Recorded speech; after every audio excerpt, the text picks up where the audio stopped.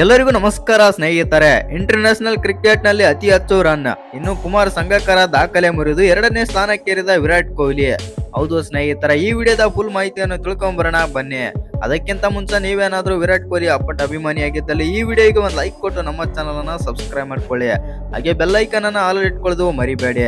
ಇನ್ನು ಭಾರತದ ಕ್ರಿಕೆಟ್ ದಿಗ್ಗಜ ವಿರಾಟ್ ಕೊಹ್ಲಿ ಶ್ರೀಲಂಕಾದ ಮಾಜಿ ನಾಯಕ ಆಗಿರುವಂತ ಕುಮಾರ್ ಸಂಗಕ್ಕರ ಅವರನ್ನು ಹಿಂದಿಕ್ಕಿ ಅಂತಾರಾಷ್ಟ್ರೀಯ ಕ್ರಿಕೆಟ್ ನಲ್ಲಿ 2ನೇ ಅತಿ ಹೆಚ್ಚು ರನ್ ಗಳಿಸಿದ ಆಟಗಾರನಾಗಿ ಹೊರಹೊಮ್ಮಿದ್ದಾರೆ ಅಂತಾನೆ ಹೇಳ್ಬೋದು. ಹೌದು ಸ್ನೇಹಿತರೆ, ಜನವರಿ 11ರಂದು 2026ರಂದು ವಡೋದರದ BSA ಸ್ಟೇಡಿಯಂನಲ್ಲಿ ನಡೆದ ಭಾರತ ಮತ್ತು ನ್ಯೂಜಿಲೆಂಡ್ ಮೊದಲನೇ ODI ಪಂದ್ಯದಲ್ಲಿ ಈ ವಿಶೇಷ ದಾಖಲೆಯನ್ನಾದ್ರೆ ಮಾಡಿದ್ದಾರೆ ಅಂತಾನೆ ಹೇಳ್ಬೋದು.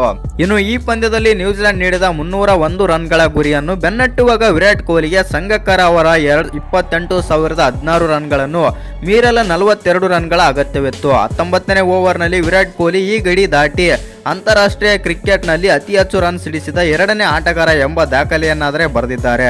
ಇನ್ನು ವಿರಾಟ್ ಕೊಹ್ಲಿ ತಮ್ಮ ಅಂತಾರಾಷ್ಟ್ರೀಯ ವೃತ್ತಿ ಜೀವನದಲ್ಲಿ 557 ಪಂದ್ಯಗಳನ್ನಾದ್ರೆ ಆಡಿದ್ದಾರೆ. ಇನ್ನು ಅವರ ಸರಾಸರಿ 52.58 ಆಗಿದ್ದು ಅತ್ಯಧಿಕ ಸ್ಕೋರ್ 254 ರನ್. ಒಟ್ಟಾರೆಯಾಗಿ 3 ಸ್ವರೂಪದಲ್ಲಿ ವಿರಾಟ್ ಕೊಹ್ಲಿ 84 ಶತಕಗಳು ಮತ್ತು 145 ಅರ್ಧ ಶತಕಗಳನ್ನಾದ್ರೆ ಬಾರಿಸಿದ್ದಾರೆ.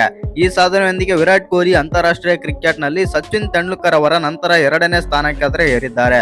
ಸಚಿನ್ ತೆಂಡೂಲ್ಕರ್ ಅವರು 664 ಪಂದ್ಯಗಳಲ್ಲಿ 34,337 ರನ್ ಆದ್ರೆ ಗಳಿಸಿದ್ದಾರೆ. ಇದು ಅತಿ ಹೆಚ್ಚು ರನ್ ಗಳಿಕೆ ಅಂತಾನೆ ಹೇಳ್ಬೋದು. ಇನ್ನು ಈ ವಿಡಿಯೋ ಇಷ್ಟ ಆಗಿದ್ರೆ ಒಂದು ಲೈಕ್ ಮಾಡಿ, ಶೇರ್ ಮಾಡಿ. ಹಾಗೆ ಇನ್ನು ಯಾರ ಚಾನಲ್ಗೆ ಸಬ್ಸ್ಕ್ರೈಬ್ ಮಾಡ್ಕೊಂಡಿಲ್ಲ ಸಬ್ಸ್ಕ್ರೈಬ್ ಮಾಡ್ಕೊಂಡು ಬೆಲ್ ಐಕನ್ ಅನ್ನ ಆಲ್ ಇಟ್ಕೊಳ್ಳಿ. ಹಾಗೆ ಮರಿದ ವಿಡಿಯೋಗೊಂದು ಲೈಕ್ ಕೊಡೋದನ್ನ ಕೂಡ ಮರಿಬೇಡಿ.